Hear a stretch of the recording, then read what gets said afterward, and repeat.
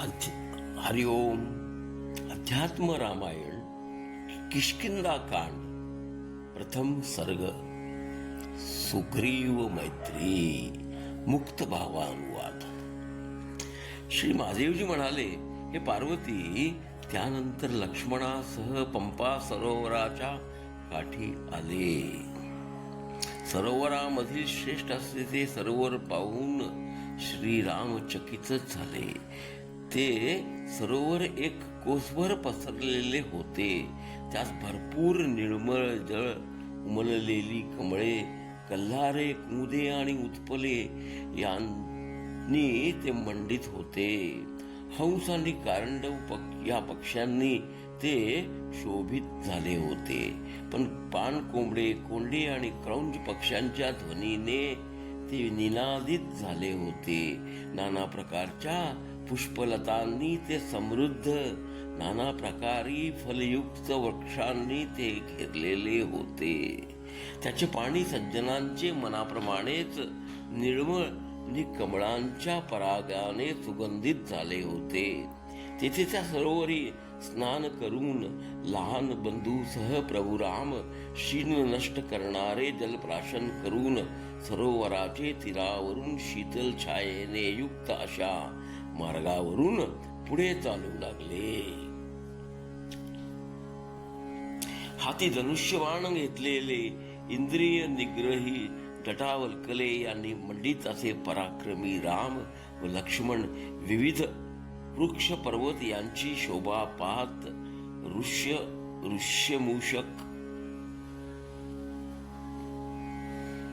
ऋष्यमुख पर्वताजवळून जात असताना चार वानर मंत्र्यासहित पर्वताच्या माथ्यावर बसलेल्या सुग्रीवाने त्या दोघांना पाहिले. तो भयाने पर्वताच्या उंच शिखरी पळाला. भयभीत झालेल्या त्याने हनुमंतास विचारणा केली, हे दोन श्रेष्ठ वीर असावेत. ब्राह्मण बटूरूप धारण करून तू त्यांच्याकडे जाऊन जाणून घे, तुझे कल्याण असो. तू जाणून घ्यावेस की त्यांना वालीने पाठवले आहे का, किंवा ते मला मारण्यास्तव आले आहेत का, याविषयी त्यांचे सोबत संभाषण करून त्यांचे मनोगत तू जाणून घ्यावेस. जर त्यांचे हृदय दुष्ट आहे असे तुला वाटले तर तू बोटांनी मला खून कर. त्यांचे समोर विनयाने उपस्थित होऊन तू सर्व काही जाणून घ्यावेस. ठीक आहे असे म्हणून ब्रह्मचारी बटूचे रूप धारण करून हनुमान श्रीराम लक्ष्मण यांचे समक्ष उपस्थित होऊन त्याने विनयपूर्वक श्रीरामांना नमस्कार करून तो म्हणाला, अहो पुरुष श्रेष्ठानो, तरुण वीर पुरुषांना आदरणीय सूर्याप्रमाणे स्वतःच्या प्रभेने सर्व दिशांना प्रकाशित करणारे आपण दोघे कोण आहात?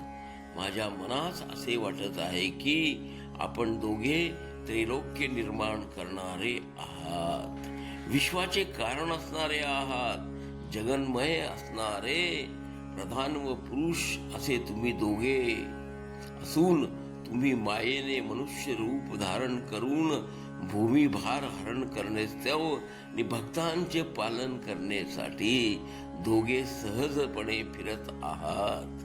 तुम्ही दोघे श्रेष्ठ असून क्षत्रियांचे रूप धारण करून येथे पृथ्वीवर अवतीर्ण होऊन फिरत आहात. लीलेनेच जगाची उत्पत्ती, स्थिती आणि नाश करण्यास तयार झालेले दिसता. तुम्ही दोघे स्वतंत्र सर्वांच्या हृदयात राहून प्रेरणा करणारे ईश्वर रूप नर आणि नारायण असून तुम्ही येथे फिरत आहात असे मला वाटते. हे ऐकून श्रीराम लक्ष्मणास म्हणाले, या बटूरूप ब्रह्मचार्यास पहा, याने तर खरोखरीच नाना प्रकारे संपूर्ण शब्दशास्त्र पठन केलेले दिसते. याच्या संपूर्ण बोलण्यात कोणत्याही चुकीचा शब्द नाही. त्यानंतर ज्ञानरूप राघव हनुमंतास म्हणाले, हे ब्राह्मणा, मी दशरथ पुत्र राम असून हा माझा लहान बंधू लक्ष्मण आहे. पित्याची आज्ञाशीर सावंत मानून मी सीता या माझ्या पत्नीसह दंडकारण्यात राहत होतो. तेथे माझ्या भार्येस एका राक्षसाने हरण केले आहे. तिचा शोध घेत आम्ही दोघे येथे आलो आहोत. तू कोण आहेस? तू कोणाचा आहेस हे आम्हा सांगावे. बटू म्हणाला, महाबुद्धिमान सुग्रीव वानरराज येथे त्यांचे 4 मंत्र्यासह राहत आहेत. सुग्रीव हा वाली या दुष्ट मनाच्या वानरराजाचा भाऊ असून वालीने सुग्रीवास हाकून देऊन त्याच्या बायकोचेही हरण केले आहे. त्या वालीच्या भीतीने सुग्रीव ऋष्यमुख नावाच्या पर्वताच्या आश्रयी राहिला आहे. हे बुद्धिमान पुरुषा, मी सुग्रीवाचा मंत्री असून माझे नाव हनुमान आहे. मी माता अंजनी पासून उत्पन्न झालेला वायुपुत्र असून हे रघुश्रेष्ठा, मला वाटते की त्या सुग्रीवासोबत मैत्री करणे हे तुमच्या हिताचे ठरेल. तुमच्या भार्येचे अपहरण करणाऱ्या राक्षसास मारणे कामी तो तुम्हा सहाय्य करेल. जर तुम्हा पसंत असेल तर चलावे, आपण आता त्यांचे जवळ जाऊया. श्रीराम म्हणाले, हे कपिश्रेष्ठा, मी सुद्धा या सुग्रीवाशी मैत्री करण्यास्तवच आलो आहे. त्याचे मित्राचे सुद्धा जे काही कार्य असेल ते निसंशयपणे मी करीनच. मग स्वतःचे मूळ रूप धारण करून हनुमंत तेथे टाकला. मी श्रीरामांना म्हणाला, तुम्ही दोघे माझे खांद्यावर आरूढ व्हा. वालीच्या भीतीने आपल्या मंत्र्यासह सुग्रीव पर्वताच्या शिखरावर जेथे राहत आहे त्या स्थळी आपण जाऊया.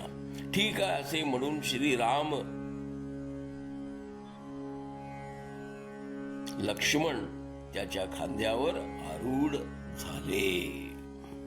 तो महावानर उड्डाण करून एका क्षणातच पर्वत माथ्यावर पोहोचला. तेथे एका वृक्षाच्या छायेत श्रीराम व लक्ष्मण उभे राहिले. सर्ग 1 पुढे चालू. किष्किंधाकांड सर्ग 1 पुढे सुरू. ह्या श्रवणानंद. हरिओम तत्सत, हरिओम तत्सत, हरिओम तत्सत.